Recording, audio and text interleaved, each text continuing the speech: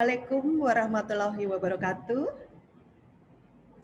Salam sejahtera untuk semua. Selamat pagi Bapak, Ibu, dan adik-adik mahasiswa yang telah menyempatkan diri bergabung pada hari ini, hari Jumat tanggal 9 April 2021, pada acara virtual talk show yang diselenggarakan oleh ILUNI FEB UI. Sungguh suatu kesempatan yang sangat baik di mana pada kali ini para alumni FEUI Angkatan 83 akan menyampaikan pandangan-pandangannya terkait dengan tema hari ini yang berjudul Amankah Investasi Fintech di Indonesia? Suatu topik yang sangat menarik mengingat perkembangannya yang sangat pesat pada saat ini. Telah bergabung bersama kita para pembicara yang masing-masing sangat handal di bidangnya. Untuk itu kami ucapkan terima kasih yang sebesar-besarnya atas kesediaannya kepada yang terhormat Ibu Destri Damayanti selaku Ketua Umum ILUNI FEB UI yang saat ini menjabat sebagai Deputi Gubernur Senior Bank Indonesia.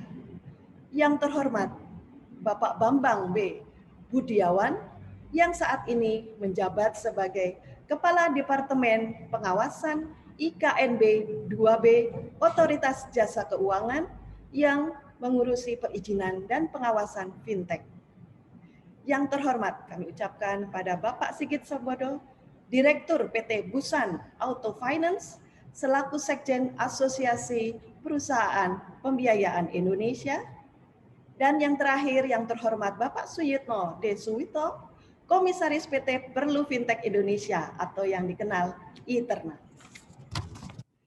Dan untuk kelancaran jalannya acara telah hadir Ibu Juwani Talutan, pengurus Ikatan Alumni FEB UI sebagai moderator pada hari ini.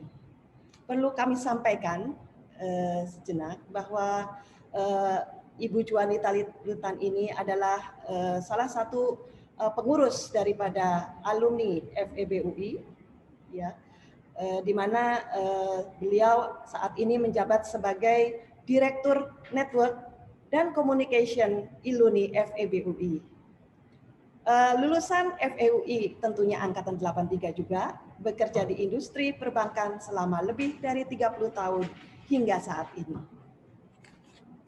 Baik, saat ini kemudian setelah kami sampaikan tadi beberapa kegiatan, kemudian kami juga akan menyampaikan acara hari ini kita akan selesaikan pada jam 10.50. Demikian kita lihat di sini susunan acara. Setelah pembukaan nanti akan disampaikan presentasi dari Ibu Destri Damayanti jam 9.10 era ekonomi digital di Indonesia. Kemudian dilanjut dengan Bapak Bambang Budiawan pada jam 9.25 mengenai peer-to-peer lending, perkembangan peluang dan tantangan.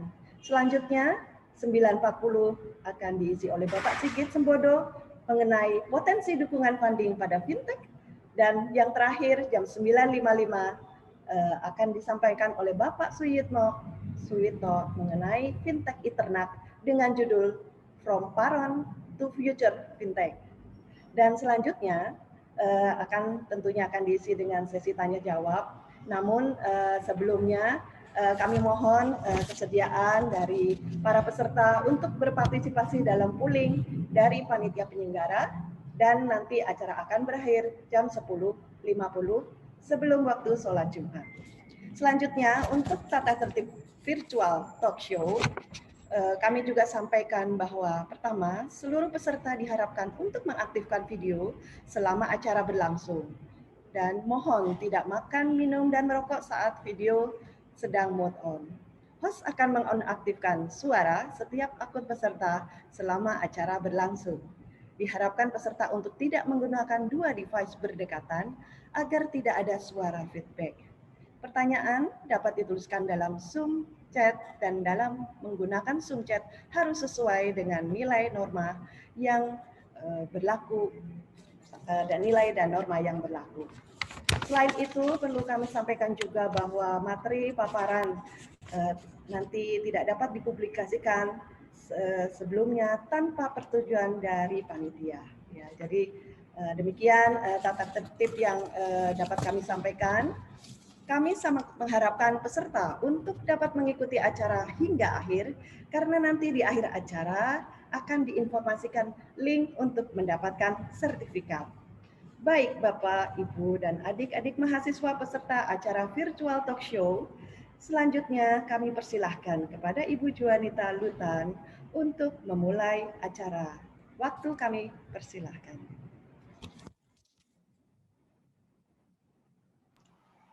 Baik, terima kasih kepada rekan saya yang saya banggakan, Maya, selaku pemandu acara yang telah memberikan kesempatan bagi saya untuk melanjutkan rangkaian acara pada pagi hari ini.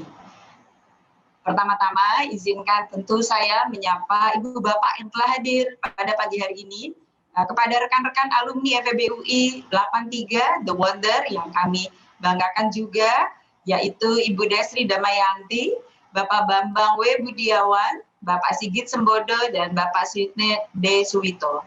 Kita pada hari ini berkumpul mengingatkan kita bahwa telah sekian lama meninggalkan bangku kuliah, kita sudah ada di sini, dan waktunya juga kita akan giving back kepada alumni, kepada masyarakat, kepada adik-adik mahasiswa, gagasan, pemikiran yang tentunya kita berharap akan mendukung Indonesia tercinta. Bapak, Ibu, teman-teman, mahasiswa, teknologi informasi kini telah digunakan untuk mengembangkan industri keuangan sebagai alternatif pembiayaan bagi masyarakat. Lembaga jasa keuangan berbasis teknologi informasi yang kita kenal dengan fintech semakin dirasa kehadirannya dalam berkontribusi terhadap perekonomian nasional di tanah air.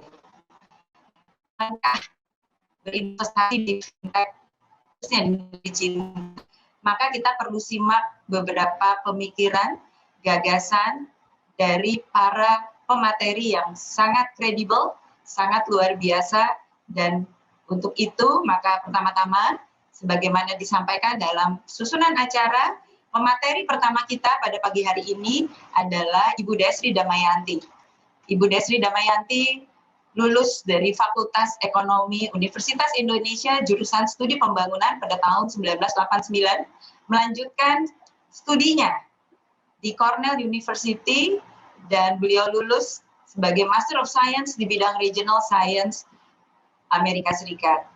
Memulai karir sebagai peneliti lembaga manajemen di alma maternya yang tercinta, dan selanjutnya kita sama-sama menyaksikan beliau dari waktu ke waktu menjabat posisi-posisi penting strategis, mengambil keputusan, dan juga memberikan masukan kepada pemerintah.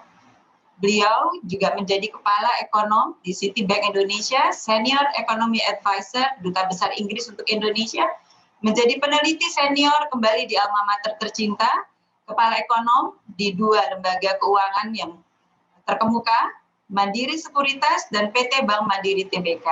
Saat ini, beliau menjabat sebagai Deputi Gubernur Bank Indonesia, dan juga beliau adalah anggota Dewan Komisioner Lembaga Penjaminan Simpanan LPS ex officio. Ibu Desri Damayanti, terima kasih sekali sudah menyempatkan hari ini hadir.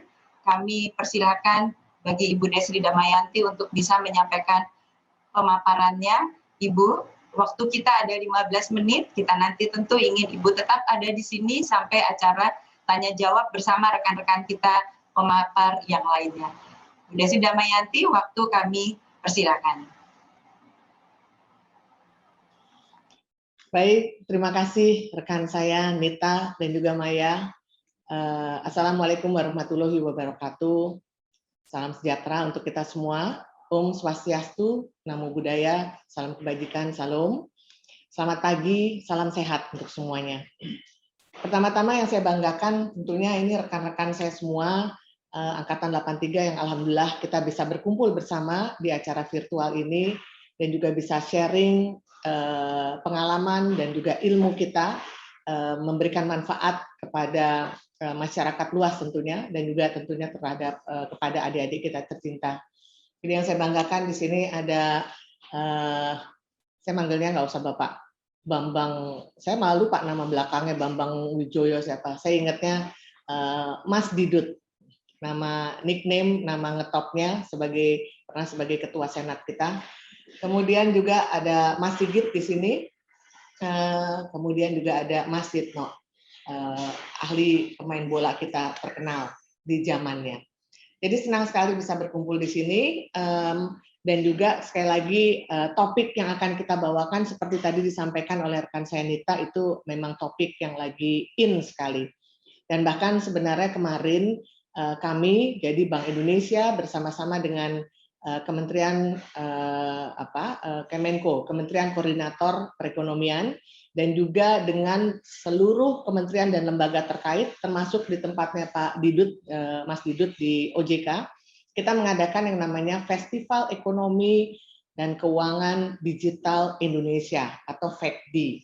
Dan menarik, selama 4 hari kita mengadakan, diikuti lebih dari 117.000 pengunjung ataupun peserta, ya, baik melalui Zoom langsung ataupun melalui Instagram ataupun melalui YouTube. Jadi ini menandakan bahwa minat terhadap ekonomi dan keuangan digital itu makin lama makin meningkat. Dan saya rasa pas sekali topik saat ini yang akan dibahas, yaitu amankah investasi fintech di Indonesia? Karena kita mengetahui bahwa fintech itu sangat agile sekali dan pertumbuhannya sangat pesat sekali. Jadi kalau saya bisa paparkan bahan saya nggak terlalu banyak, tapi intinya saya ingin menekankan yang pertama, memang kalau kita melihat dalam 10 tahun terakhir terjadi shifting dalam kegiatan ekonomi dan keuangan, bukan hanya di Indonesia, tapi juga secara global, itu secara signifikan. Jadi dunia ini sekarang sedang berubah. Ya, paling tidak ada 5 hal yang menyebabkan terjadinya perubahan dalam dunia kita saat ini. Yaitu yang pertama, bahwa kita melihat banyak sekali perusahaan-perusahaan yang terus melakukan dan memanfaatkan inovasi teknologi berdasarkan Internet of Things. Menggunakan cloud, menggunakan big data, menggunakan artificial intelligence dalam melakukan analisanya, menggunakan blockchain, dan sebagainya. Jadi perusahaan pun juga behavior-nya sudah berubah. Nah, kemudian yang kedua, kalau kita lihat juga kepemilikan smartphone itu makin lama makin meningkat. Apalagi di Indonesia, kita mempunyai populasi milenial yang luar biasa tinggi sekali. Jadi contohnya mungkin mayoritas di sini kita lihat adik-adik kita yang masih mahasiswa, masih kuliah. Nah, inilah siapa yang sekarang nggak punya yang namanya handphone. Semua pasti megang yang namanya gadget tersebut. Dan lihat berita dari sana, kemudian berinteraksi juga dari sana. Jadi ini satu juga termasuk adalah satu budaya yang memang sekarang ini terjadi. Kemudian juga ketiga, kita lihat banyak sekali munculnya pemain-pemain baru di bidang fintech, ya, termasuk juga bank digital. Kemudian juga ada big tech juga. Kemudian ada e-commerce. Jadi semuanya memang sudah mengarah ke teknologi yang berbasis digital. Dan yang keempat, kita lihat regulatory reform itu banyak sekali terjadi. Kebetulan di sini ada rekan saya, Didut, pasti akan banyak cerita nanti bagaimana OJK menyikapi fintech yang terus berkembang, termasuk juga Sigit di sini sebagai salah satu ketua asosiasi untuk pembiayaan, bagaimana pembiayaan juga terus sudah menggunakan basis fintech-nya untuk terus melakukan ekspansi kepada sektor ekonomi. Dan kalau itu juga tadi menarik karena kita lihat sekarang sektor real pun juga sudah masuk berbasis fintech dengan platform-platform yang dikembangkan oleh masing-masing. Dan terakhir tentunya yang menyebabkan kenapa kita akhirnya harus cepat masuk melakukan transformasi di ekonomi dan keuangan digital itu ya mau nggak mau karena adanya COVID-19 yang akhirnya memaksa kita masuklah dalam suatu kehidupan yang new normal. Bahkan kemarin dalam acara pembukaan FEKDI, Festival Ekonomi dan Keuangan Digital Indonesia tersebut, menarik sekali ada satu pernyataan dari Ibu Sri Mulyani, Menteri Keuangan kita, kakak kelas kita, dia menyatakan bahwa blessing in disguise-nya dari pandemi COVID-19 ini adalah kita bisa menganggap COVID-19 ini sebagai Chief Operating Transformation. Karena dengan adanya COVID, mau nggak mau, sekarang kita dipaksa untuk masuk ke arah teknologi digital. Seperti apa yang terjadi saat ini. Kita melakukan seminar ataupun workshop yang biasanya kita langsung offline, kita biasa langsung tatap muka, tapi sekarang kita melalui virtual, dan ini udah menjadi hal yang biasa kita lakukan dalam 1 tahun terakhir. Nah, jadi rekan-rekan sekalian, Bapak Ibu sekalian juga yang saya banggakan, kita sekarang ini masuk di dalam situasi yang namanya new normal. Bahkan kita menuju ke next normal. Jadi yang namanya business as usual mode, seperti yang dulu-dulu, mohon maaf, itu harus kita tinggalkan. Kita saat ini memang masuk ke survival mode, yaitu dalam kondisi new normal. Setelah ekonomi kita terkontraksi sekitar 2% di tahun lalu, 2019, kita sekarang mulai melihat ada suatu pergerakan-pergerakan aktivitas kembali. Dan khususnya kalau kita lihat, walaupun ekonomi kita mengalami perlambatan, tapi yang namanya transaksi ekonomi dan keuangan digital itu justru menunjukkan peningkatan yang cukup signifikan.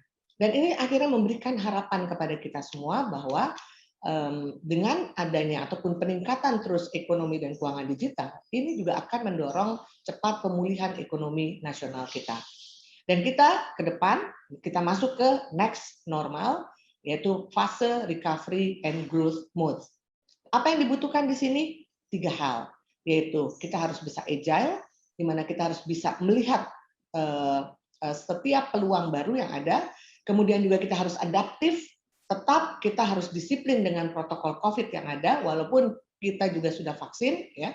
Dan juga kita harus inovatif, yaitu melakukan inovasi-inovasi baru dengan memanfaatkan teknologi yang ada. Nah, ini sedikit saya gambarkan bagaimana potensi EKD kita yang meningkat secara signifikan. Jadi ini adalah transaksi untuk e-commerce kita yang terus mengalami peningkatan. Saya ambil berdasarkan statista report 2020 yang terus mengalami peningkatan, dan di 2024 bahkan diperkirakan akan mencapai 53 miliar. Ini e-commerce-nya aja. Sementara data dari pemerintah menunjukkan adanya pandemi COVID ini menyebabkan transaksi ekonomi digital keseluruhan sepanjang 2020 dibandingkan 2019 itu meningkat sekitar 11%. Jadi dari 2019 senilai 40 miliar US dollar, di 2020 itu meningkat menjadi 44 miliar US dollar. Jadi inilah akselerasi dari ekonomi dan keuangan digital kita yang belakangan ini terjadi secara pesat sekali. Dan tentunya ke depan kita melihat potensi sangat besar, ya, terutama di Indonesia. Karena salah satu tujuan juga dari pemerintah adalah bagaimana supaya EKD ini terus bisa kita dorong, kita accelerate, adalah kita ingin menciptakan inklusi untuk ekonomi dan keuangan digital. Dan kita melihat saat ini underbank people dari masyarakat kita masih cukup besar, masih sekitar berapa di situ ya, masih 47, masih cukup besar ya, dari data itu kita bisa melihat yang underbank masih 47 miliar dan ada 92 miliar juga. Jadi masih cukup besar. Inilah yang tentunya harus menjadi target kita untuk bisa kita kembangkan ke depan. Sekalian mungkin kalau kita lihat juga, kalau tadi kita bicara dari ekonomi digital, sekarang kita lihat bagaimana transaksi digital, transaksi keuangan digital. Kita lihat teman-teman dan Bapak Ibu sekalian, yang grafik di atas, bar chart yang di atas, itu kita lihat yang warna orange ya. Yang warna orange kekuningan itu adalah transaksi menggunakan uang elektronik. Kita lihat bagaimana pesatnya pertumbuhan penggunaan uang elektronik sejak 2019 dan makin terus meningkat pesat di 2020, sehingga lebih dari 40% transaksi keuangan itu menggunakan uang elektronik. Sementara dengan moda-moda yang lain itu mengalami relatif penurunan. Dan kemudian kalau kita lihat 3 chart di bawah, ini menunjukkan bahwa volume transaksi digital banking terus mengalami peningkatan. Yang merah itu adalah yang menggunakan SMS banking ataupun mobile banking, sementara yang biru ini yang menggunakan internet banking. Jadi terus kita lihat penggunaan melalui SMS banking, mobile banking dengan smartphone yang ada terus mengalami peningkatan. Dan menariknya lagi di sini kalau kita lihat volume transaksi dari penyelenggara jasa sistem pembayaran, ternyata kalau kita lihat sekarang justru yang non-bank itu meningkatnya pesat sekali. Jadi kalau kita sekarang bicara terkait dengan sistem pembayaran, itu tidak hanya bank saja. Non-bank itu justru mereka meningkat dengan pesat. Dan inilah yang tadi saya sampaikan bahwa pelaku dari fintech itu pun menjadi bervariasi. Nah, kemudian dari kami, dari Bank Indonesia sendiri, kita juga mengeluarkan QR Indonesian Standard. Jadi kita menstandarkan seluruh QR yang ada dengan KRIS, di mana transaksi KRIS terus mengalami peningkatan dan jumlah merchant-nya pun juga mengalami peningkatan terus dengan target Bank Indonesia di tahun 2021 ini jumlah merchant yang menggunakan KRIS mencapai 12 juta merchant. Berikutnya kita lihat bahwa jadi dari paparan tadi jelas bahwa ekonomi dan keuangan digital ini terus mempunyai potensi untuk meningkat ya secara signifikan. Dan ini pun juga disepakati bersama kemarin dalam FECDI oleh seluruh kementerian dan lembaga terkait. Dan ke depan kita ingin terus mendorong dan mengakselerasi percepatan dari ekonomi dan keuangan digital ini karena kita nggak mau hilang momentumnya gitu. Kita ingin peningkatan EKD ini menjadi momentum dalam pemulihan ekonomi nasional. Dan oleh karena itu, pemerintah pun bersama-sama dengan lembaga terkait, baik BI, OJK, ataupun lembaga lainnya, akan segera menyusun strategi nasional ekonomi dan keuangan digital Indonesia.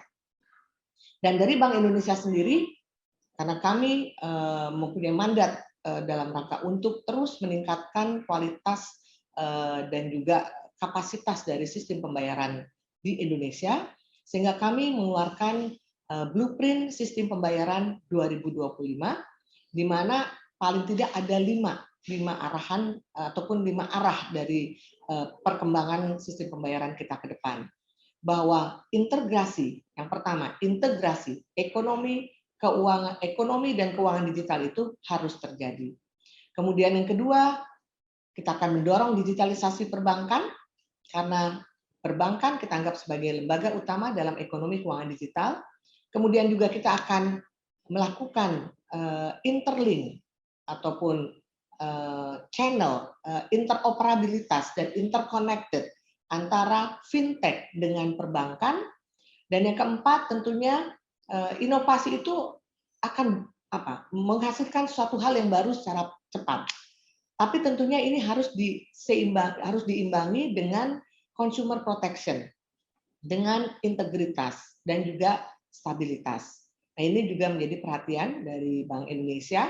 Dan yang terakhir tentunya adalah kita tetap mengedepankan kepentingan nasional dalam ekonomi dan keuangan digital antar negara. Jadi kita terus kembangkan cross border untuk sistem pembayaran kita secara digital, tapi tetap dengan memperhatikan kepentingan negara kita. Beberapa hal yang akan dilakukan juga oleh Bank Indonesia dalam rangka untuk mendorong percepatan ekonomi dan keuangan digital, khususnya dalam sistem pembayaran. Kita sudah melakukan standarisasi untuk Open API, di mana masing-masing bank dan lembaga keuangan non-bank itu bisa melakukan transaksi. Kemudian bahkan kita akan mengembangkan sistem yang namanya BI Fast, yaitu sistem pembayaran retail 24/7, di mana terus akan aktif sepanjang 24 jam dan juga 7 hari, dan juga pengembangan infrastruktur lain, termasuk juga kita mengembangkan Sandbox 2.0 yang kemarin juga baru di-launching. Akhirnya mungkin yang saya bisa sampaikan di sini adalah pertama bagaimana kita harus melingkan ekonomi yang saya sampaikan depan, ekonomi keuangan digital antara sektor real dengan sektor finansial dalam rangka untuk mendukung stabilisasi di makroekonomi. Dan berikutnya kalau kita lihat bahwa salah satu juga harapan dari pemerintah tentunya dan juga dari kami di Bank Indonesia bahwa ekonomi dan keuangan digital ini harus kita kembangkan dan harus bisa bersifat inklusi dan berkelanjutan, serta memberikan nilai tambah bagi ekonomi dan juga bagi masyarakat, dan bisa meningkatkan kesejahteraan masyarakat. Khususnya kalau kita bicara di sektor usaha, yaitu bagaimana EKD ini harus memberikan perhatian dan prioritas kepada UMKM di Indonesia. Karena kita tahu UMKM ini adalah backbone bagi perekonomian kita. Dengan kita lihat bagaimana kontribusi UMKM dari slide di sini, tapi sayangnya baru 16% UMKM kita yang sudah memanfaatkan ekonomi digital. Walaupun ini meningkat dari yang tadinya 2019 hanya 13%. Dengan berbagai bentuk UMKM ya di sebelah kanan. Tapi inilah akan menjadi sasaran, tentunya menjadi prioritas bagi kita semua, bagaimana kita siap melakukan onboarding UMKM Indonesia dari yang tadinya tradisional dengan transaksi tradisional, pemasaran juga tradisional. Kita ingin tingkatkan bagaimana UMKM di Indonesia ini bisa memanfaatkan perkembangan dan inovasi di ekonomi dan keuangan digital Indonesia ini. Mungkin itu yang bisa saya sampaikan. Mudah-mudahan bisa memberikan manfaat bagi rekan-rekan dan Bapak Ibu sekalian. Terima kasih. Assalamualaikum warahmatullahi wabarakatuh. Terima kasih Ibu Destri. Saya jadi mau panggilnya Kakak Trin karena kita sepakat sekali bahwa kita mendengar pemaparan dari Ibu Destri yang sangat mencerahkan ya. Tidak bisa dipungkiri percepatan akan keuangan digital di depan kita. Tadi Bu Destri menyampaikan ada 3 kunci utama: stabilitas, konektivitas, dan perlindungan konsumen. Fintech sebagai alternatif pembiayaan bagi masyarakat jadi sesuatu yang sangat dirasa kehadirannya. Butuh modal usaha, butuh kredit modal kerja, maka fintech adalah salah satu alternatifnya. Tanpa kita menunggu lebih lanjut lagi, kita ingin mendengarkan pemaparan dari pemateri berikut. Beliau adalah sesama alumni juga dan satu angkatan dengan kita semua. Pagi hari ini juga ada hadir dan mendedikasikan waktunya untuk bisa berbagi pemikiran, gagasan bagi kemajuan Indonesia. Pak Bambang W. Budiawan, beliau lulus pada tahun 1990, beliau melanjutkan kuliahnya di Leeds University Business School di UK pada tahun 1998 dan beliau lulus dengan subjek yang menjadi majornya di keuangan. Beliau kemudian mulai meniti karir sebagai bankir, account officer di Bank Dita. Saat itu menjadi bankir idaman semua kita lulusan Fakultas Ekonomi. Beliau kemudian pada tahun 1992 bergabung di lembaga regulator Bank Indonesia. Beliau menduduki berbagai macam posisi penting sebagai pemangku kepentingan, pemutus, dan kemudian pada tahun 2014 hingga saat ini beliau memangku kepentingan di Otoritas Jasa Keuangan. Beliau sebagai Kepala Departemen Pengawas IKNB 2B dan tentunya membawahi begitu banyak lembaga keuangan jadi satu tantangan. Tapi kita senang sekali hari ini beliau hadir. Waktu kami persilakan kepada Pak Bambang yang kita kenal dengan Mas Didut. Silakan. Bismillahirrahmanirrahim. Assalamualaikum warahmatullahi wabarakatuh. Selamat pagi, salam sejahtera, salam sehat semua, teman-teman semua dan adik-adik dan peserta dari webinar ini. Terima kasih sudah diundang untuk hadir memberikan beberapa perkembangan seperti itu dari fintech. Saya membatasi diri fintechnya peer-to-peer lending. Tadi Trin atau Bu Destri sudah menyampaikan dari sisi makro. Kalau saya nanti akan menyampaikan dari sisi industrinya, bagaimana perkembangannya, apa yang terjadi di fintech peer-to-peer lending, P2P, kalau saya inginkan.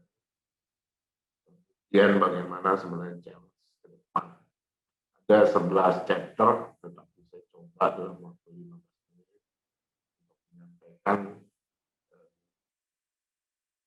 paparannya secara singkat saja gitu ya. Nanti kita bisa tanya jawab gitu ya untuk penegasan atau penjelasan. Mungkin next slide-nya Mas Andi. Nah, ini saya memulainya dari definisi ya. Kalau definisi itu peer-to-peer itu simple sebenarnya. Ada pihak yang memberikan pinjaman gitu ya. Jadi tidak seperti bank ini. Jadi ini adalah pemberi pinjaman, ada yang menerima pinjaman. Lalu siapa ininya penyelenggaranya? Ya, itu namanya peer-to-peer lendingnya, platformnya, penyelenggaranya. Antara pemberi pinjaman, kita ini kalau satu saat pengen menjadi investor di dalam P2P, dia akan berikat janji dengan penyelenggara platform bahwa uang saya sekian nanti akan saya berikan kepada si X yang berusaha misalnya menjadi warung UMKM. Tetapi perjanjiannya adalah melalui platform. Uangnya nanti akan disampaikan kepada warung. Jadi pinjam-meminjamnya seperti itu. Sangat simpel. Transaksinya nanti, transaksi yang dimaksud transaksi adalah bagaimana platform ini mengatur uang sebesar berapa dan seterusnya. Ya. Next.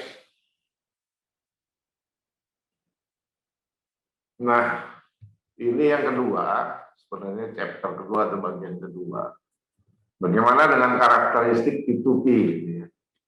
Sudah diketahui bahwa very quick proses gitu ya, sangat cepat gitu ya, tidak manual, tetapi menggunakan tadi Trin atau Desri menyampaikan mengenai fungsi dari artificial intelligence, sehingga dilakukan secara mesin gitu ya, pakai sistem dan dilakukan sangat cepat.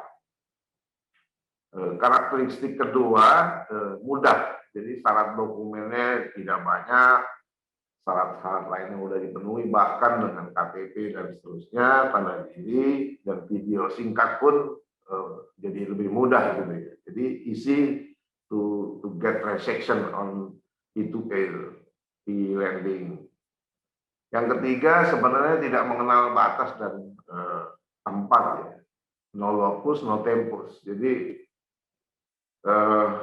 pengajuannya bisa di mana saja, gitu. Tidak harus tatap muka, tidak harus bertemu dan seterusnya. Jadi calon penerima pun tidak harus ketemu atau mendatangi kantor platformnya, gitu. Dia bisa berada di tempatnya berusahanya sendiri, dan dia tinggal menunggu daripada gadget yang dipegang dia untuk menerima pinjaman. Dan yang keempat sebenarnya tadi sudah saya sampaikan, pemberi pinjaman atau lender itu dapat memilih pihak mana yang dapat didanai. Jadi si lender, si investor, si pendana ini bisa memilih kira-kira memilihnya itu di mana, di websitenya platform, karena platform itu harus menyediakan berbagai pilihan opsi para penerima pinjaman atau debitur atau borrower, ya. Di situ akan dipilih oleh si lender atau investor atau pemberi pinjaman mana yang saya suka. Saya mau membiayai bisnis pengemukan sapi, gitu. Saya mau membiayai cash loan saja, saya mau membiayai, tergantung skemanya dan tergantung daripada appetite ataupun selera resiko dari si pemberi pinjaman atau lender. Yang kelima adalah bahwa dana yang dipinjamkan melalui platform kepada borrower itu tidak dijamin oleh LPS, ya, tidak dijamin LPS, tidak seperti kalau kita menabung ataupun membuka deposito di perbankan, gitu ya. Kemudian yang ketiga, yang berikutnya adalah tentunya risiko kredit ini ada pada pemberi dana atau lender. Jadi kembali atau tidaknya dana yang dititipkan ataupun diberikan melalui platform kepada borrower, itu risiko kreditnya adalah pada si lender. Namun platform diharapkan atau wajib bertanggung jawab atas proses-proses penagihan, ya, penagihan daripada pinjaman berdasarkan perjanjian yang disepakati antara si lender dengan platformnya.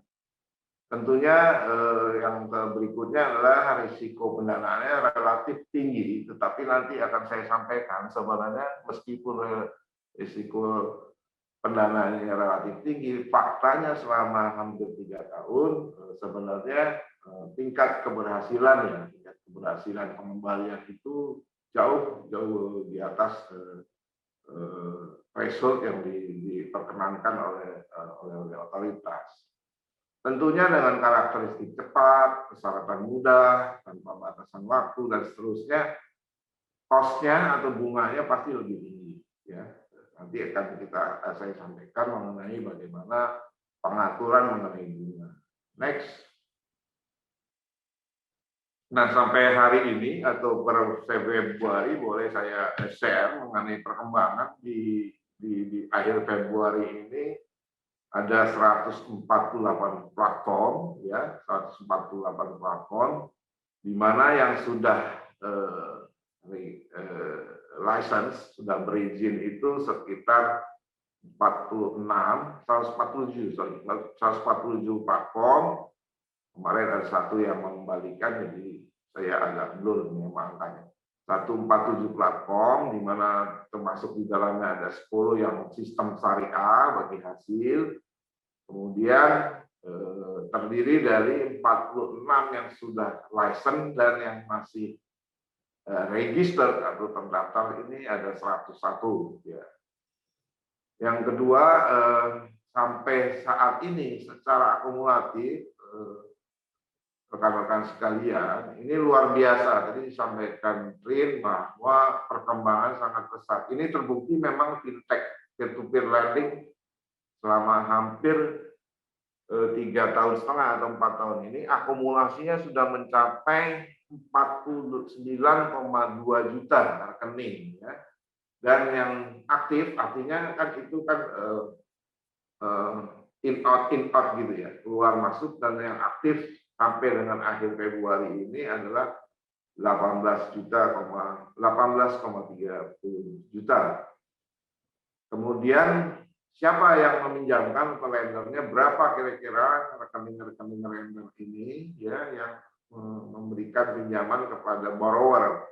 Itu akumulasinya mencapai hampir 600.000, ya. Dan di akhir Februari kita telah mencapai 135.000. Kemudian untuk pinjaman sendiri luar biasa, ya, selama 4 tahun itu hampir 170 triliun atau 169,5, dan outstanding di akhir tahun lalu kita masuk di angka 16,96 triliun.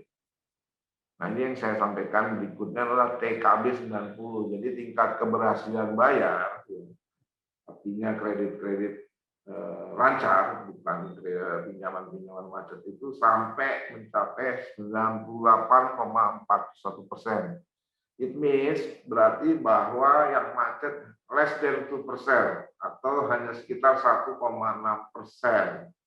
Ya, jadi sebenarnya kalau dilihat ini angka-angka ini cocok dengan topik kita hari ini, amankah? Kalau saya boleh menyimpulkan secara singkat, ya aman, karena memang yang macet itu hanya 2%, ya, less than 2%. Gitu. Kalau kita lihat, kalau perbankan mungkin mencapai 3%, sementara di tempat Sigit itu di multi finance mungkin sekitar 4%-an, NPF, non performing. Nah, asetnya sendiri berkembang pesat, ya. Yang perlu saya sampaikan juga bahwa ini industri ini relatif industri intent, ya. jadi baru 4-5 tahun berkembang di Indonesia, boleh saya sampaikan bahwa kontribusi sektor ini, fintech lending ini sudah untuk sektor produktif atau UMKM sebagaimana yang disampaikan adalah sekitar posisi akhir tahun lalu itu 38%. Ya, 38% di tahun 2020. Jadi cukup kontributif untuk industri ini. Nah, di dalam next please, di dalam transaksi fintech peer-to-peer ini, ya, itu ada sedikitnya 5 prinsip yang harus dipahami oleh atau wajib diterapkan oleh platformnya, ya. Platformnya. Yang pertama transparan, jadi antara penerima dan pemberi pinjaman ini harus praktek-prakteknya harus open aja gitu ya. Dan ini tidak ada yang ditutup-tutupi, harus dalam suatu perjanjian yang clear gitu ya. Yang kedua aspek atau prinsip fairness, ya, fairness kepada kedua belah pihak, baik pemberi pinjaman maupun kepada penerima pinjaman. Ini harus diatur oleh si platform. Yang ketiga sebenarnya yang penting juga adalah platform harus punya sistem informasi teknologi yang reliable, yang andal, gitu ya, yang andal sehingga memberikan keamanan dan kenyamanan bagi si penggunanya, baik si terutama kepada lender-lender ya, sehingga diharapkan sistem transaksi itu yang ada adalah sistem transaksi yang reliable. Kalau istilah kami jangan punya sistem transaksi yang abal-abal atau kaleng-kaleng gitulah kira-kira ya. Nomor 4 yang juga penting adalah data confidentiality dan security. Ini juga penting karena untuk menjaga keamanan dari data-data pribadi, karena ini jumlah debitur besar sehingga harus data transaksinya tinggi, ini harus dijaga betul sehingga bisnis daripada P2P ini tunduk pada peraturan yang terkait dengan kerahasiaan dan keamanan data. And then last but not least, nomor 5 ini sebenarnya karena transaksinya cepat gitu ya, dan cukup frekuen dalam arti banyak gitu transaksinya, maka tidak tertutup kemungkinan ada prinsip ataupun bagaimana kita menyelesaikan dispute resolution-nya. Jadi kalau ada penyelesaian sengketa itu harus cepat, ya, simple dan biaya murah, karena itu terutama untuk pinjaman-pinjaman yang dengan skema cash loan. And next, di chapter 5-nya, nah juga penting bahwa ada proteksi bagi lender ya. Lender ini harus, kalau istilahnya harus dilindungi lah gitu ya, dilindungi supaya dia nyaman, supaya dia tetap excited ataupun berminat tinggi dalam memberikan pinjaman kepada borrower melalui platform. Yang pertama tersedianya tadi sudah disampaikan Ibu Trin, kenapa tinggi di non banknya ini karena memang kita berhubungan dengan payment system yang ada ya, ada di Indonesia. Jadi harus tersedia. Yang pertama adalah dana di escrow dan virtual account.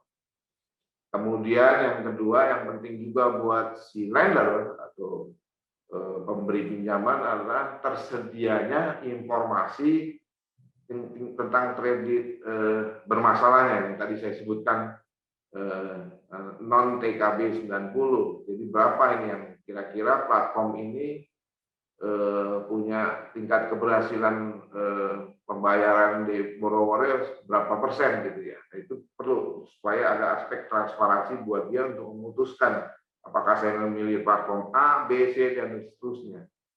Dan yang ketiga yang tidak kalah penting bahwa di dalam transaksi ini harus ada risk mitigannya. Dalam konteks sebenarnya banyak transaksi-transaksi yang khususnya untuk sektor real atau UMKM ini tersedianya asuransi atau penjaminan kredit supaya untuk memitigasi risiko kreditnya.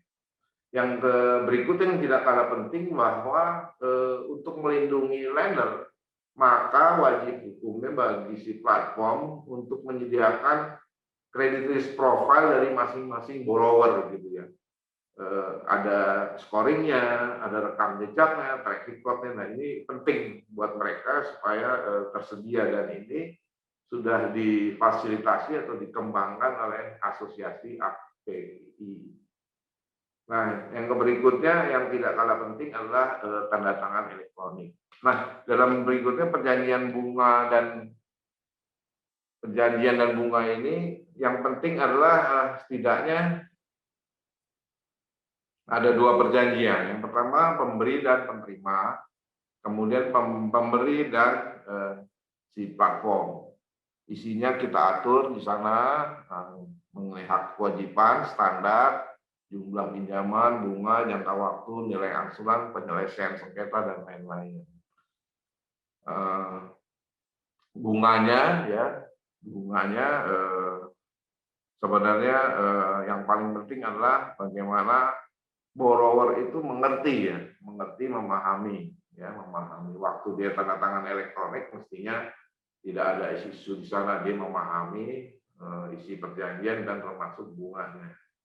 Nah, mengenai tingkat suku bunganya itu diatur oleh Code of Conduct dari asosiasi. Jadi asosiasi mengatur berapa maksimum biaya pinjamannya. Dan juga yang tidak kalah penting bahwa dalam konteks perjanjian dan bunga ini juga harus ada semacam simulasi di website ini. Nah, kenapa terdengar di masyarakat tingkat suku bunga daripada fintech ini tinggi? Ya, kalau sesuatu yang proses persyaratan dokumen yang lebih ringan, tentunya ada risk premium di sana ya. Jadi kemudian prosesnya cepat dan mudah, sementara risiko kredit ditanggung oleh lender, bukan oleh platform, dan tidak dijaminnya LPS yang seperti saya sebutkan tadi, sehingga memang bunga fintech ini cenderung tinggi dan karena juga durasinya sangat pendek. Next. Nah, ini yang berikutnya adalah yang terdengar di masyarakat ini. Jadi sekaligus juga saya ingin menyampaikan bahwa ini pinjol-pinjol ilegal ini memang kita lagi coba berantas, tetapi susah ya. Kita tutup 10 muncul 12, kita tutup 20 muncul 20, 30. Selalu dengan kita berantas deret hitung, dia muncul deret ukur gitu. Yang pertama yang ingin saya sampaikan, yang kami sampaikan bahwa sebenarnya fintech ilegal ini sama sekali tidak terdaftar di OJK, tidak mau tunduk pada peraturan OJK, dan kami tidak mengawasi. Yang kedua adalah bunga, denda, sanksi, dan segala macam biayanya sangat-sangat tinggi. Ya, ini dan tidak transparan dalam pilihan-pilihan hak dan kewajiban. Ini ciri khasnya ya. Pengurus dan SDM-nya bisa dipastikan tidak ada karena tidak sama sekali kami lakukan seleksi atau fit and proper di OJK. Yang sering terjadi juga yang keempat adalah nagihnya tidak beretika, mengancam, menggunakan kata kasar, kemudian memviralkan kepada semua kontak media komunikasi kita, HP, dan mereka juga over dalam mengakses data pribadi si borrower. Yang kemudian menjadi ciri khas dia adalah yang ilegal ini penawaran melalui SMS, ya, tanpa persetujuan, umumnya dilakukan melalui SMS yang harian gitu ya. Lokasi kantor juga tidak jelas, sehingga tidak diketahui. Bahkan sebagian dari ilegal fintech ini, pinjol ilegal ini juga banyak yang terjadi dioperasikan dari luar negeri gitu ya, deteksi kami. Dan kalaupun ada pengaduan biasanya tidak tertangani karena memang fintech ini adalah fintech yang ilegal. Next.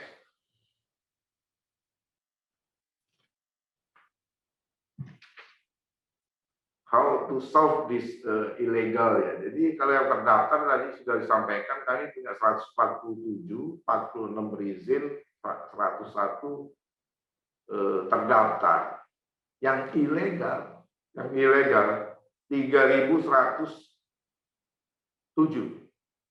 Nah, ini kan sangat menyulitkan ya, sangat menyulitkan, yang ditutup oleh Satgas Waspada Investasi. Jadi Satgas Waspada Investasi itu berisi penegak hukum di penegakan hukum di OJK, penegak hukum di Mabes, kemudian di Kejaksaan, Kominfo dan seterusnya. Ini mereka berhimpun dalam satu unit gitu ya untuk memonitor, melakukan patroli cyber lah kira-kira seperti itu. Nah, adanya fintech ilegal ini memang mendorong kami untuk terus mengingatkan, mensosialisasikan bahwa jangan bertransaksi dengan peer-to-peer lending yang ilegal karena lebih banyak mudarat daripada manfaat. Dan kami juga melakukan regular komunikasi melalui media di website mengenai list dari 147 itu yang legal ataupun berizin dan terdaftar.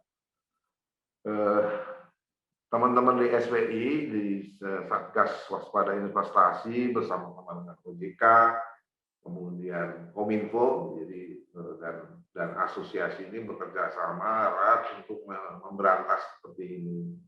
Jadi kenapa Kominfo di sana? Biasanya Kominfo konteksnya adalah kewenangan untuk menutup website itu kalau sudah dikonklusikan hal ini ilegal langsung tutup aja. Memang tantangannya sebenarnya kenapa ini masih marak, karena memang untuk fintech sebagai informasi saja penegakan hukum secara pidana itu belum dapat dilakukan karena belum tersedianya legal basis ataupun undang-undang. Next. Nah ini saya ingin share saja kalau ada pengaduan konsumen, dua yang harus diingat, kontak pos 157 dan kepada asosiasi fintech. Next. Nah, bagaimana yang sekarang terjadi di kita adalah bagaimana meningkatkan kualitas dari platform dan bagaimana platform ini berkontribusi kepada ekonomi.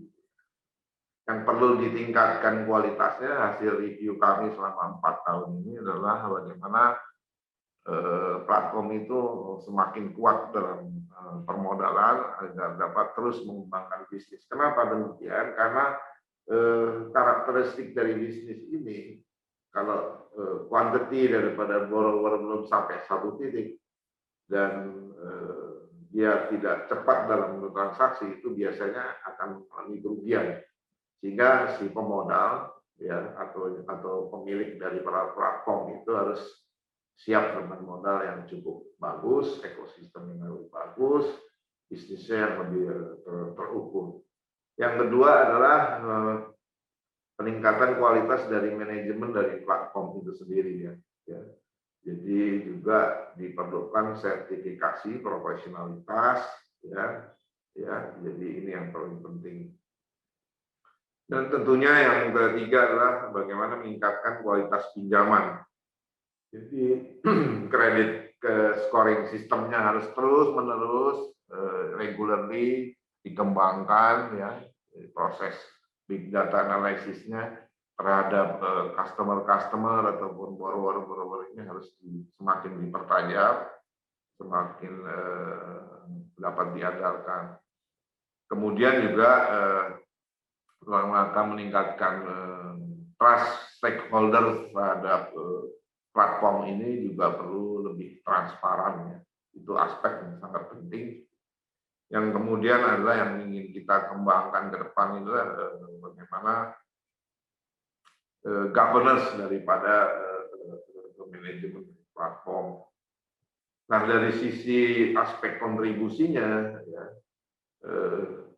terus terang sampai akhir tahun lalu fintech itu sudah sampai di angka 37,96%, bergerak terus di angka 40-an% sampai dengan Maret kemarin. Sektor monitor ini bagaimana memberikan nilai tambah kepada sektor-sektor yang lebih produktif. Nah, sementara juga memang kalau isu geografis pendanaan luar Jawa ini masih sangat kecil, ya, dan ini sekitar mungkin 20% di luar Jawa, tapi masih banyak di Jawa itu 80%. Ini tentunya tantangan yang cukup besar buat para penyelenggara, para platform untuk lebih kontributif di pendanaan di luar Jawa. Dan seperti tadi sampaikan Ibu Destri, bagaimana ekosistem digital ini ke depannya harus lebih kolaboratif, ya, antara pelaku-pelaku ekonomi digital lainnya, bisa bank, non-bank, dan seterusnya. Dan yang tidak kalah penting sebenarnya yang di saat ini dilakukan adalah bagaimana kita mencegah pemanfaatan atau penggunaan pinjol ilegal, itu yang penting. Jadi kita melakukan edukasi kepada publik dalam rangka perlindungan kepada konsumen. Yang terakhir, slide terakhir adalah bagaimana tantangan industri di fintech atau P2P ini. Tadi sudah disampaikan, sebenarnya saya bagi dua saja. Yang atas itu isu-isu mengenai makronya. Jadi secara umum kondisi Indonesia, ya tadi disampaikan dalam rangka pemulihan sudah sampai di tahap kedua, ya, Bu Destri. Nanti kita akan recovery di tahap ketiga. Jadi itu sangat inline ataupun ekuivalen dengan apa yang terjadi di fintech. Secara khusus memang ke depan ada tantangan mengenai bagaimana membangun ekosistem dari digital ini. Bunga dan biaya pinjaman masih menjadi isu, masih quote-unquote dipersepsikan sangat tinggi. Kemudian penajaman dari kredit scoring dan seterusnya.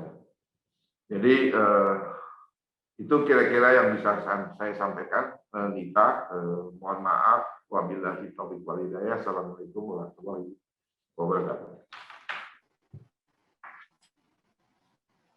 Terima kasih Pak Bambang, atau kami biasa panggil Mas Didut, buat pemaparannya. Sangat membukakan mata kita, ya, bagi adik-adik mahasiswa yang hari ini hadir juga, dan juga tentunya para praktisi perbankan.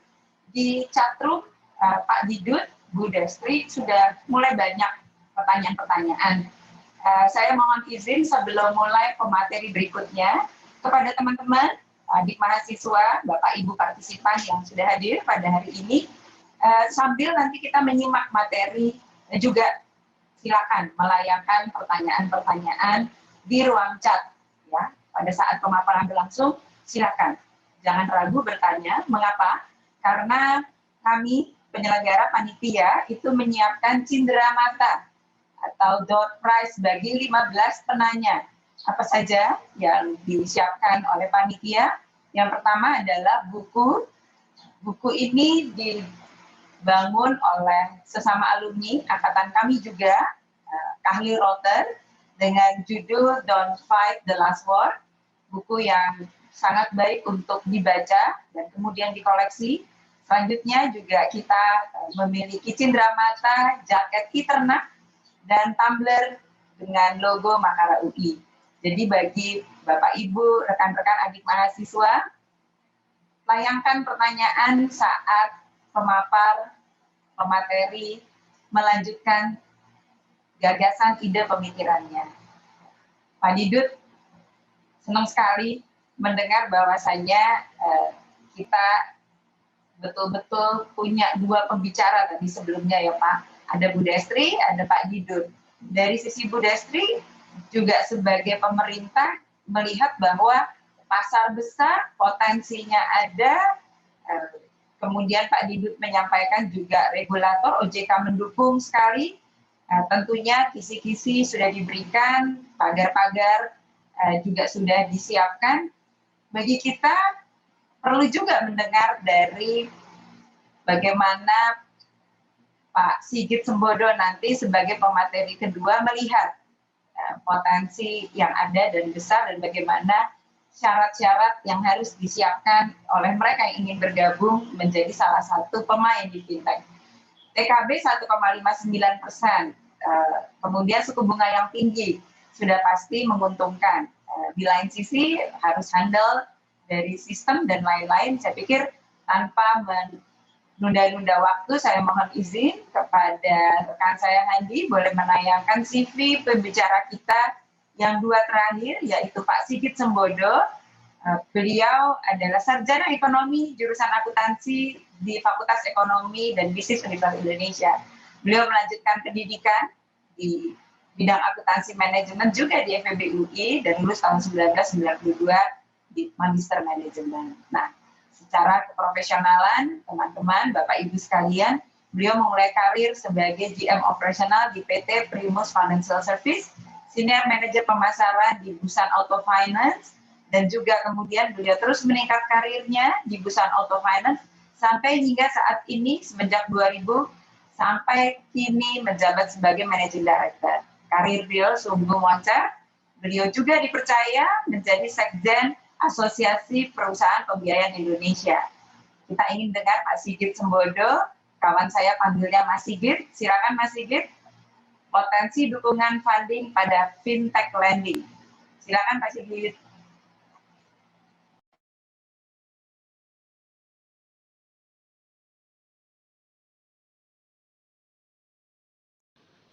Terima kasih Ibu Juanita atau biasa saya panggil Mbak Nita.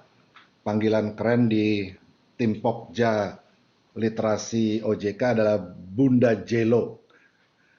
Yang saya hormati rekan saya Ibu Destri Damayanti atau Mbak Trin panggilan akrabnya.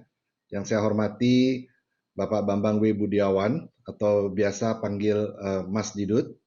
Yang saya hormati Pak Suyitno D. Suwito atau biasa saya panggil Mas Yitno. Assalamualaikum warahmatullahi wabarakatuh. Salam sejahtera bagi kita semua. Saya pertama-tama ingin menyampaikan penghargaan atas kerja keras panitia virtual talk show pada pagi hari ini yang membuat acara hari ini boleh terwujud. Bukan saja menjadi sesi berbagi dari kami ABG, Angkatan Bablas Gocap, tetapi juga sesi temu kangen bagi kami.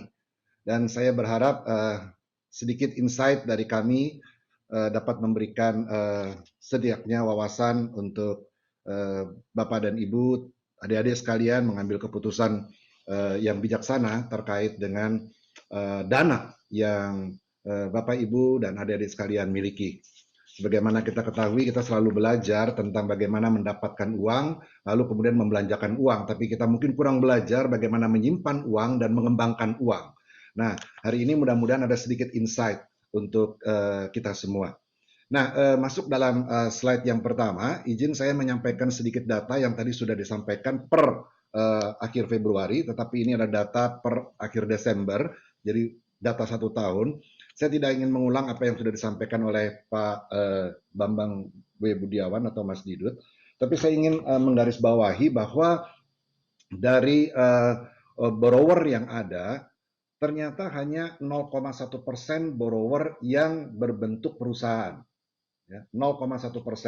Atau kalau dikuantifisir dalam jumlah, berkisar 43.500. Ya, hanya 43.500 borrower yang berbadan usaha.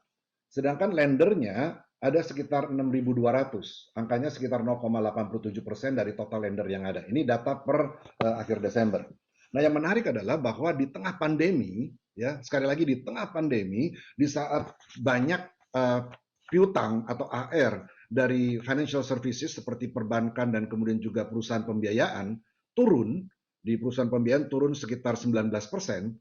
Justru kita melihat catatan yang luar biasa dari peer-to-peer lending, ya.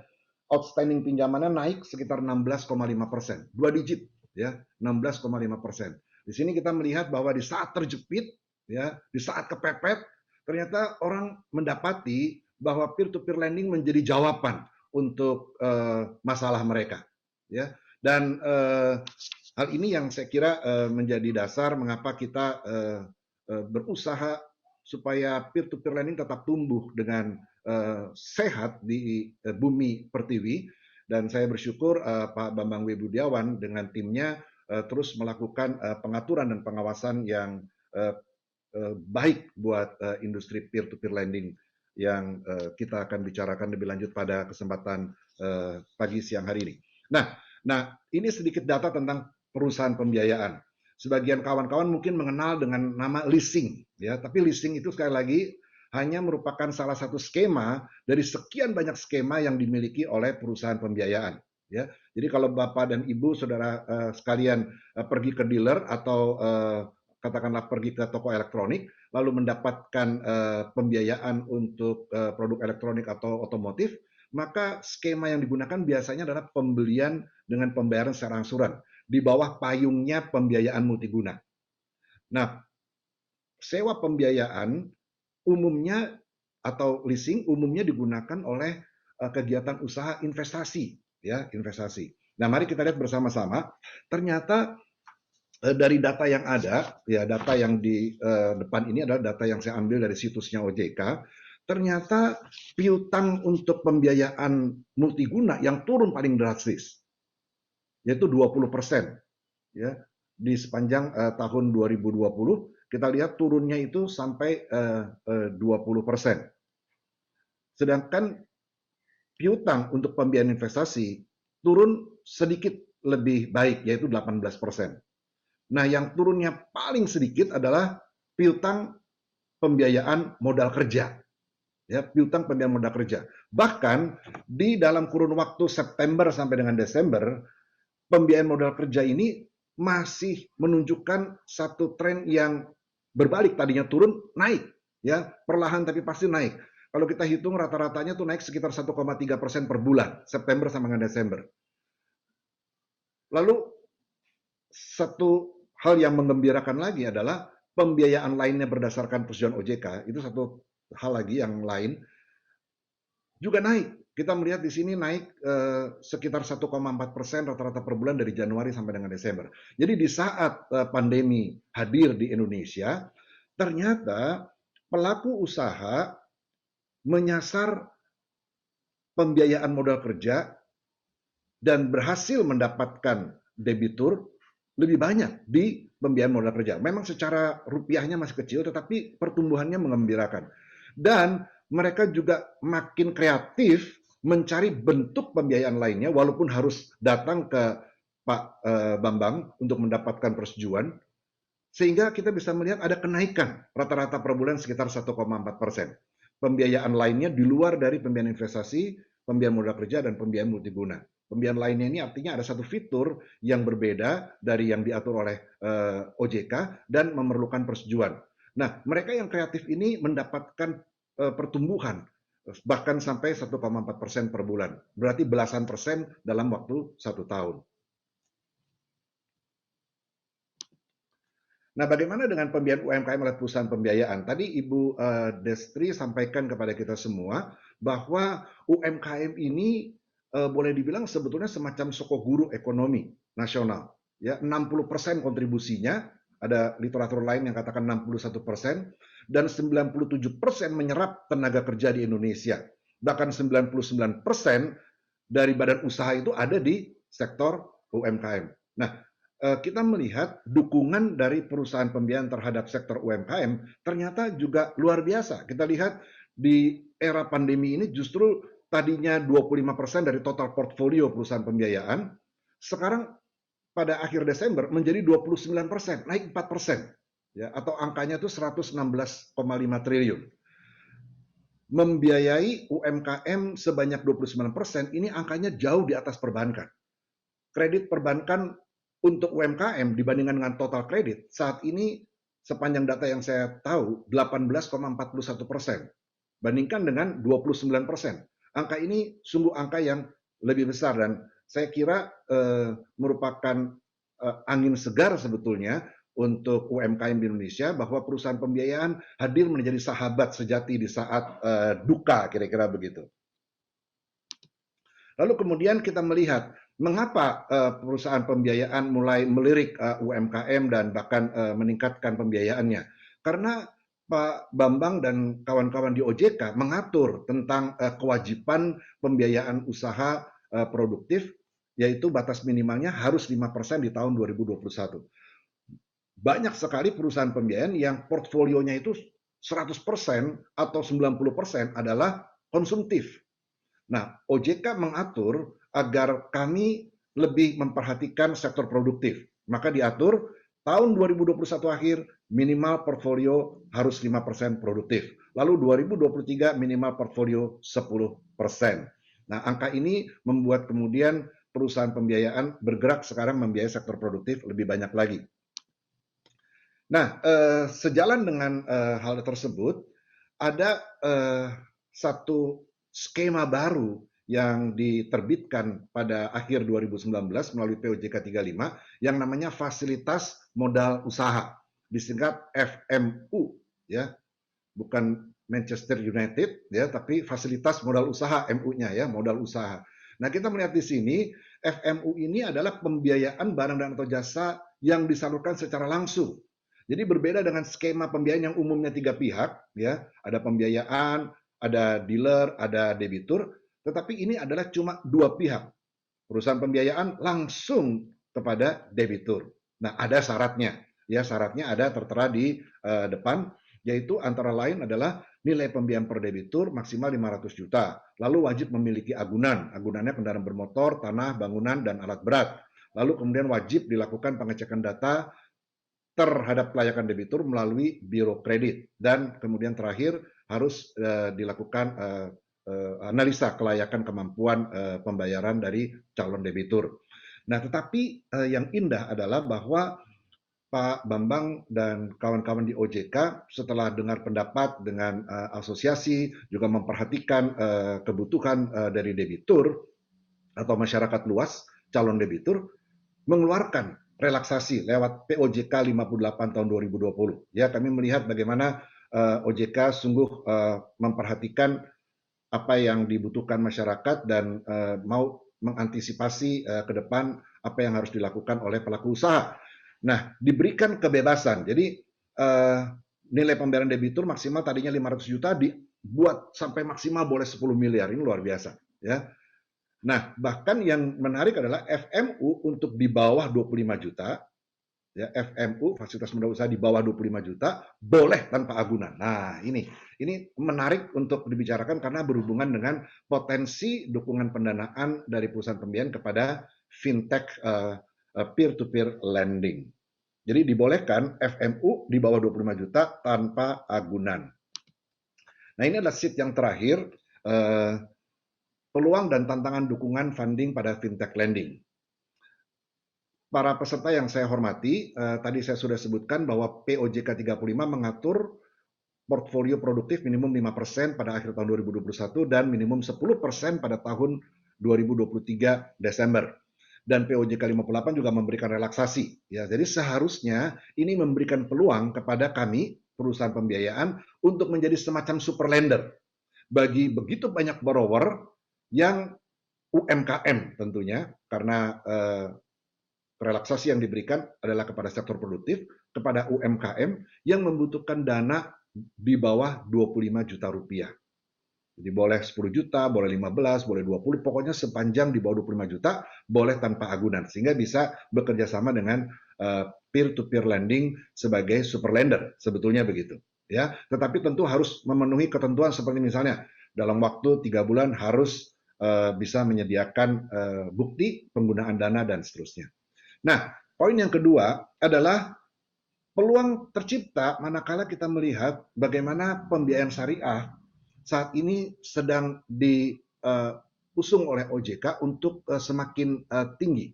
Saat ini pembiayaan syariah di perusahaan pembiayaan dibandingkan dengan total cuma berkisar sekitar 3%-an kalau saya tidak salah. Dan itu sebabnya perlu didorong untuk lebih naik lagi. Nah, akad yang baru-baru ini dibuat guideline-nya adalah akad mudarobah. Ini semacam pembiayaan investasi. Nah, tantangannya apa tantangannya? Tantangannya tadi yang saya sebut, pertama, kita itu masih diatur ya, dalam waktu 3 bulan harus dapatkan bukti penggunaan dana. Mungkin kalau ada relaksasi terkait hal ini, perusahaan pembiayaan dapat lebih membantu borrower dari fintech peer-to-peer lending untuk mendapatkan pendanaannya secara lebih mudah. Tidak harus memberikan bukti penggunaan dana dalam waktu 3 bulan. Yang kedua adalah akad mudharabah ya, yang kita tahu persis ini adalah semacam investasi dan ada istilah sahibul mal ya, kepada sebagai apa namanya perusahaan pembiayaan dan kemudian debitur sebagai mudarib. Nah, ini kalau misalnya laporan realisasinya bisa dibuat secara digital juga mungkin akan sangat memudahkan ya. Jadi kalau misalnya persetujuannya adalah bahwa investasi yang diberikan oleh perusahaan pembiayaan kepada si pengelola dana, yaitu mudarib ini, adalah katakanlah misalkan misalnya saja 100 juta untuk 1 tahun, lalu setiap bulan harus ada laporan. Kalau laporan ini dibuat secara digital dan disetujui oleh OJK, mungkin akan lebih mudah, sehingga platform yang digunakan akan membuat kedua belah pihak lebih cepat, tapi tetap akurat dalam memenuhi ketentuan akad mudharabah. Nah, hal yang berikutnya yang seringkali kemudian menjadi isu adalah penyandang dana. Sebagaimana Bapak dan Ibu ketahui, perusahaan pembiayaan tidak boleh mendapatkan dana langsung dari masyarakat. Kami tidak boleh menjadi deposit taker. Jadi kami bergantung sekali pada perbankan. 80% dana kami dari perbankan. Nah, banyak perbankan, Bapak Ibu Saudara, yang kurang rasa sreg ya kalau perusahaan pembiayaan itu menggunakan pendanaannya untuk pembiayaan tanpa agunan. Jadi mereka maunya yang otomotif kan ada agunan, maunya yang mesin kan ada agunan gitu ya, atau rumah. Tetapi kalau untuk yang tanpa agunan masih agak sulit. Ini tantangan berikutnya. Tantangan yang keempat adalah SDM kami terus terang banyak yang belum siap untuk pembiayaan tanpa agunan. Jadi kami biasa melakukan penagihan dengan konsep kan ada barang yang bisa dieksekusi manakala perlu. Nah, kalau tanpa agunan itu kita sering kemudian kayak mati gaya. Nah, ini perlu lebih terampil di lapangan, termasuk telekolnya juga harus dilatih supaya transkripnya itu bisa pas ya, sehingga bisa efektif. Yang kelima adalah jumlah borrower fintech seperti tadi saya sebutkan, ternyata yang usaha yang bentuknya UMKM itu cuma 43.500 atau 0,1% jumlah dari total borrower fintech lending. Ini salah satu hal yang mungkin juga menjadi tantangan. Dan yang terakhir adalah kredibilitas scoring machine dari fintech lending sebagian masih belum teruji, apalagi mereka yang masih berstatus belum berizin. Ya, kita lihat yang statusnya terdaftar dan berizin baru sekitar 32% dari total peer-to-peer lending yang ada di Indonesia yang mendapatkan status terdaftar dan berizin itu baru sekitar 32%. Mungkin itu Bu Juanita atau Mbak Nita atau Bunda Jelo. Terima kasih atas waktu yang sempat diberikan. Wabillahi taufiq wal hidayah. Wassalamualaikum warahmatullahi wabarakatuh. Waalaikumsalam warahmatullahi wabarakatuh. Terima kasih Kang Mas Sigit yang saya banggakan. Senang sekali menyemangati kita yang sekarang mungkin sedang mulai masuk ke chat box, ke chat room untuk bertanya lebih banyak lagi. Setidaknya sampai saat ini sudah ada sekitar 12 penanya masuk ke chat dan Bapak Ibu, teman-teman mahasiswa yang kita banggakan, yuk di ruangan ini hadir 4 pembicara, semuanya kredibel, pemerintah ada, pelakunya juga ada, jadi jangan segan-segan tanya langsung. Karena kalau bisa hari ini ganjelannya disampaikan, tentu saja teman-teman akan mendapat jawaban yang dapat dipertanggungjawabkan. Baik, yang berikutnya, terima kasih sekali sudah hadir bersama-sama kita adalah market player. Bu Destri atau Kak Katrin tadi menyampaikan dari industri fintech lending itu hadir untuk UMKM dan 92 juta rakyat Indonesia pelaku UMKM itu unbanked. Ya, luas sekali potensinya dan untuk menyikapi dan merespon adanya potensi besar pada kesempatan ini salah satu alumni dari 83 ketua kami, Wonder 83, beliau bernama Pak Suyitno D. Suwito, lulus dari Fakultas Ekonomi Bisnis Universitas Indonesia tahun 1991. Dan kalau kita lihat karirnya, adik-adik mahasiswa saat itu jadi bankir itu adalah keinginan kita, bangga bisa jadi bankir. Nah, Pak Suyitno kemudian dari tahun 1994 sampai 2018 kita lihat karir beliau ada di pasar modal. Jadi komplit sekali informasi dan ilmu yang pasti akan dibagi buat kita semua. Dan kali ini kita bisa senang hati beliau bersedia untuk sharing selaku kapasitas sebagai komisaris dari PT Perlu Fintech Indonesia, dikenal dengan Eternak. Ya, kami juga senang sekali Pak Suyitno ada menjadi salah satu penyandang Wakafia, satu produk yang kita hadirkan dari alumni buat masyarakat Indonesia. Silakan. Ngomong, waktu kami persilakan. Terima kasih. Assalamualaikum warahmatullahi wabarakatuh. Terima kasih moderator, terima kasih juga panitia, terima kasih MC Ibu Maya, dan saya mengucapkan rasa syukur bahwa saya mendapatkan kesempatan undangan di sini untuk berbicara setelah dari Ibu Trin, dari Pak Didut, dari Pak Sigit sudah menjelaskan keseluruhan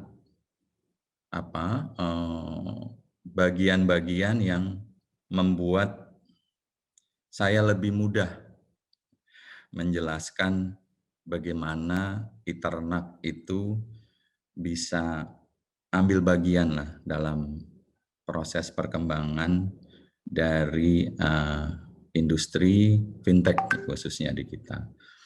Jadi izinkan saya melanjutkan apa yang saya pahami sebagai satu bisnis ya. Jadi kalau kita memulai itu, ini saya berpikirnya pasti diawali dari kesempatan bisnis dan kemudian menjadi bentuk bisnis model. Seperti tadi sudah disampaikan dengan sangat gamblang oleh Putrin, sangat gamblang oleh Pak Didut. Jadi sebagai aturan mainnya juga sudah dijelaskan mengenai definisi, pemahaman, pengertian dari peer-to-peer lending sudah sangat jelas, di mana saya sangat senang tentu saja karena kesimpulannya investasi di fintech itu aman ya. Jadi untuk kawan-kawan yang mungkin pada posisi sebagai investor seperti tadi Pak Sigit sampaikan, kita harus bisa memanage uang kita dengan lebih baik. Barangkali ini juga merupakan salah satu peluang untuk bisa berinvestasi secara aman di industri peer-to-peer lending ini. Baik, saya akan coba lanjutkan. Jadi saya langsung masuk ke Eternak. Bagaimana Eternak dulu itu akhirnya bisa masuk ke fintech. Awalnya sebenarnya sederhana ya. Kalau saya di Jawa ya, di Jawa Tengah khususnya, atau di tempat-tempat yang lain saya yakin juga banyak, itu ada yang namanya aktivitas, sebenarnya ini investasi ya kalau saya bisa sampaikan, atau peminjaman dana yang langsung disampaikan kepada penerima dana, yaitu istilahnya paron dulu. Jadi di kampung saya dulu, kalau ada orang yang punya duit ya biasanya datengin orang yang punya peternakan. Nah, biasanya kalau di tempat saya banyak memang peternakan sapi. Ya, kemudian dia akan taruh uangnya, menunggu beberapa periode, beberapa waktu untuk kemudian nanti hasilnya itu dibagi antara yang punya duit dengan peternak yang mengelola ternaknya itu. Nah, itu mereka tidak sampai pada perhitungan mengenai jangka waktu, tidak sampai perhitungan mengenai istilahnya untung rugi yang dihitung secara akurat atau secara tepat, tapi kira-kira semua kekeluargaan, termasuk dalam eksekusi penjualan atas sapinya itu sendiri. Kadang-kadang sampai beranak pinak sampai punya keturunan itu sapinya. Baru pada saat ada kebutuhan oleh karena nyunatin anaknya atau ngawinin anaknya, nah barulah itu akan dijual. Dari kegiatan yang sangat sederhana itu sebenarnya saya berpikir bahwa itu sudah menjadi satu model bisnis yang bisa dikembangkan ke arah yang lebih besar. Dalam arti saya melihat pada waktu itu investor itu yang dia lihat adalah yang pertama mungkin kenal sama peternaknya itu. Jadi seperti dalam hal ini adalah seperti kita melakukan KYC lah kalau yang kegiatan saat ini dengan KYC. Dia yakin bahwa return yang dihasilkan itu cukup lah buat dia, walaupun sekali lagi tidak dihitung dengan cara yang lebih sistematis. Kemudian dia juga mudah melihat tempatnya peternakannya memang ada. Ya kan? Nah, sekarang yang dilakukan oleh kita adalah mencoba membawa ini ke arah yang lebih mudah, ya, lebih cepat, dengan keuntungan yang cukup, artinya reliable, tidak yang aneh-aneh, dan tentu saja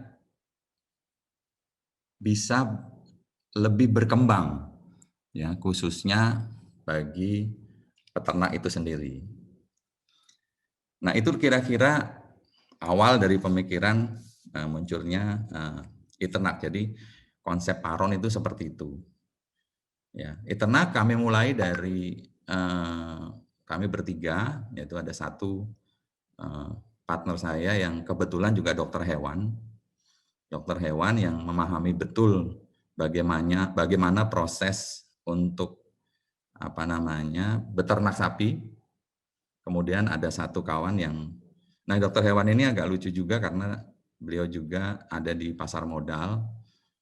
Dokter hewan yang pasar modal, yang hobi juga utak-utik komputer, kira-kira begitu. Kemudian ada satu orang lagi yang terkait dengan pengembangan dari aplikasi. Jadi ini lebih kepada pengembangan aplikasinya. Kami bertiga akhirnya mencoba dengan informasi-informasi tambahan terkait dengan industri, perkembangan teknologi, dan analisis dari peternak-peternak yang ternyata memang ada di seluruh Indonesia. Nah, itu konsep dari atau filosofi dari e-ternak itu sendiri. Ya, coba next. Kalau mengenai apa itu peer-to-peer lending, saya pikir udah jelas tadi dijelaskan oleh Pak Didut, sudah sangat gamblang. Nah, ini adalah apa yang saya tampilkan, hal yang sama. Kemudian next. Nah, ini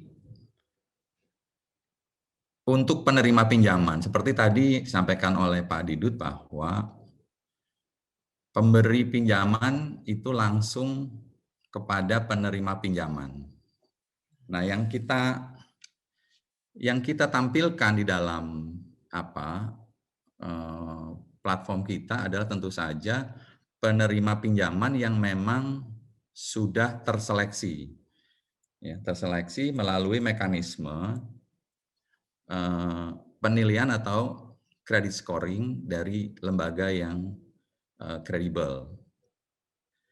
Nah, tentu saja karena ini kan pendanaan, salah satu pendanaan sektor produktif. Nah, tentu saja yang paling utama itu harus kita juga tahu bahwa yang paling penting hasil akhirnya nanti adalah bisa dijadikan uang, artinya bisa dijual. Oleh karena itu kita tentu saja akan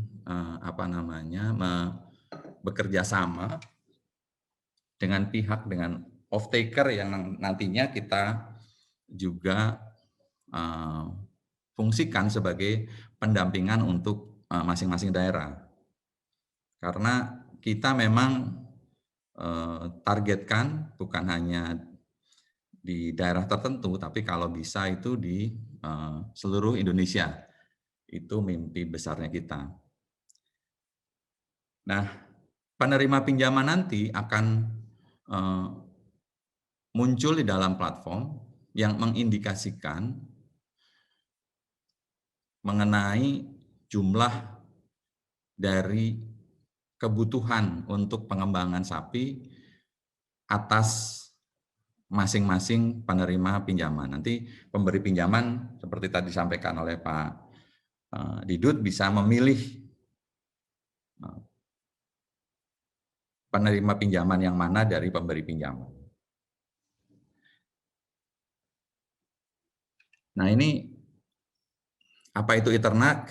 Saya pikir adalah sudah jelas bahwa ini kita platform yang memberikan kesempatan akses peluang keuangan secara lebih mudah, cepat, terjangkau, dan terlindungi kepada masyarakat untuk bertemu dalam pendanaan kegiatan beternak. Tentu saja pendanaan tersebut diharapkan dapat menunjang kegiatan beternak yang terjaga sampai tercipta hasil produk peternakan yang layak dan mempunyai nilai tambah. Jadi kita e-ternak itu bukan semata untuk meningkatkan kemampuan, ya, kemampuan komersil dari kegiatan beternak saja, tetapi juga mempunyai misi pemberdayaan peternak yang selama ini mengalami kesulitan akses ke permodalan, seperti tadi juga sudah sampaikan Ibu Trin, bahwa yang unbank itu masih sangat banyak. Nah, mungkin kita menjadi salah satu bagian dari kegiatan untuk membuat akses kepada sektor industri keuangan lebih mudah dari para peternak. Tentu saja supaya menjadi lebih produktif dan pada akhirnya meningkatkan kesejahteraan masyarakat luas serta menciptakan ketahanan pangan bagi Indonesia.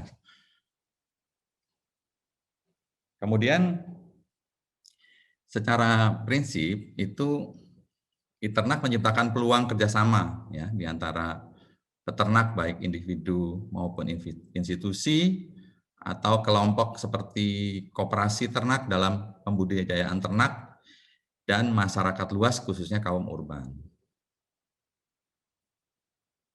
Jadi melalui platform e-ternak kita akan memudahkan masyarakat untuk bersama-sama beternak secara online dan mengikuti perkembangan ternak dengan akses teknologi.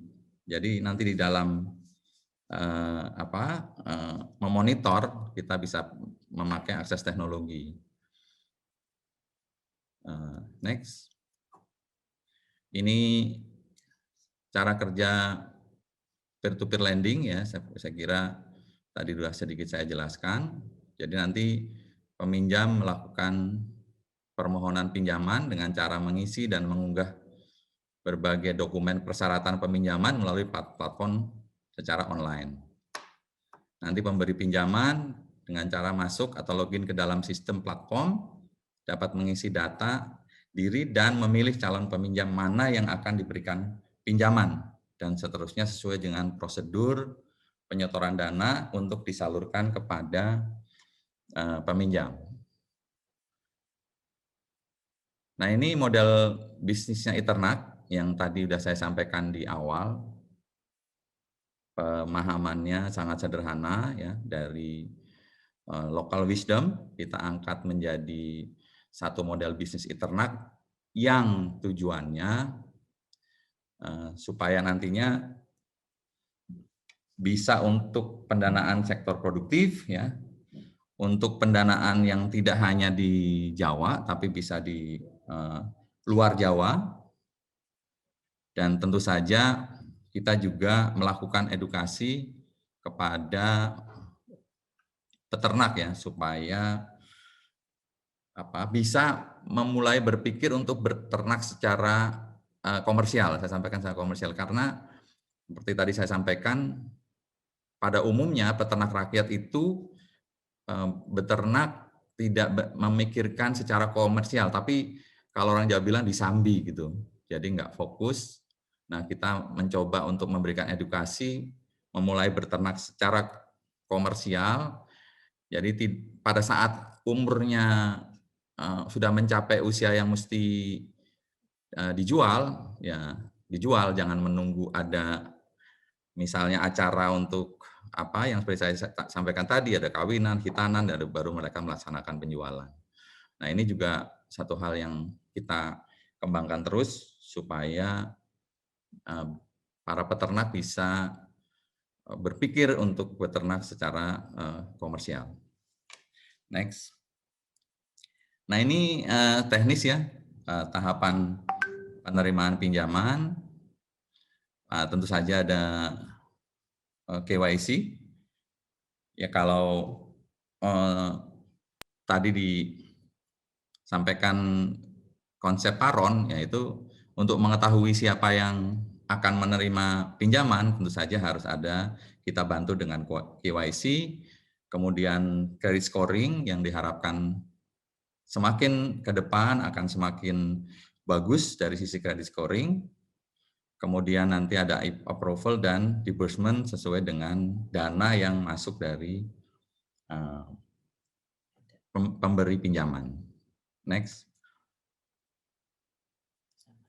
Nah, ini sama yang tadi, lebih penjelasan lebih detail. Ya. Kemudian tahapan pemberi pinjaman juga harus ada KYC. Ya. Kita bekerja sama dengan Privy untuk proses KYC. Kemudian yang tadi disampaikan oleh Pak Didut, ada escrow dan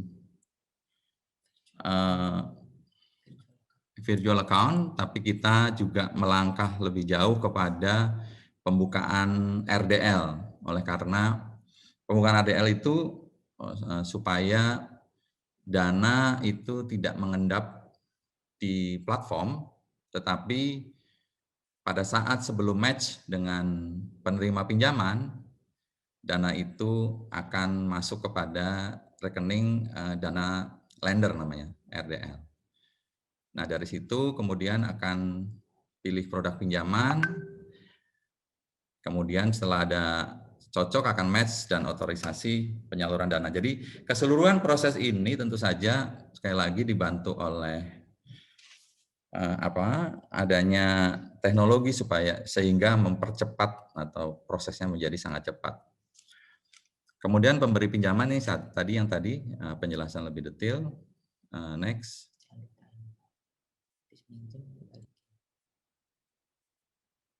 Nah, ini tahapan nanti pengembalian pinjaman.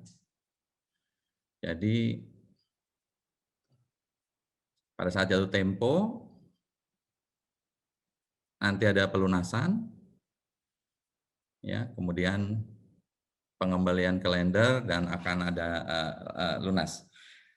Saya perlu sampaikan juga bahwa seperti tadi Pak Didut sampaikan mengenai mitigasi resiko, ya kan? Karena bagaimanapun juga resiko yang ditanggung paling besar ada di posisi pemberi pinjaman, karena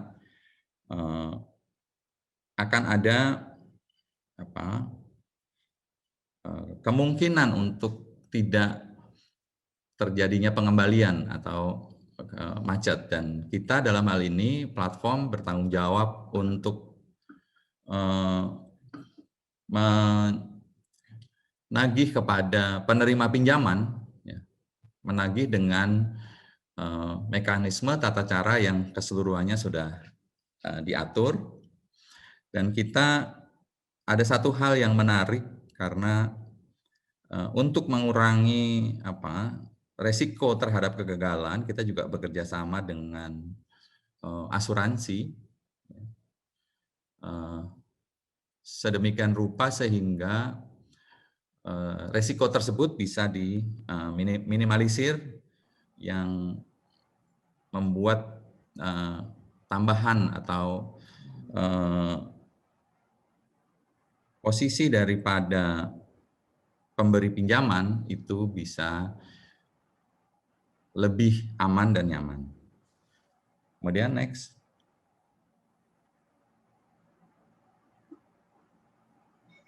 Nah, itu kira-kira apa yang bisa saya sampaikan.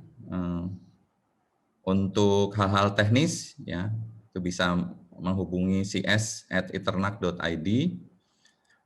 Dan sekali lagi, kalau ada pertanyaan barangkali nanti bisa disampaikan. Saya mengucapkan terima kasih. Assalamualaikum warahmatullahi wabarakatuh.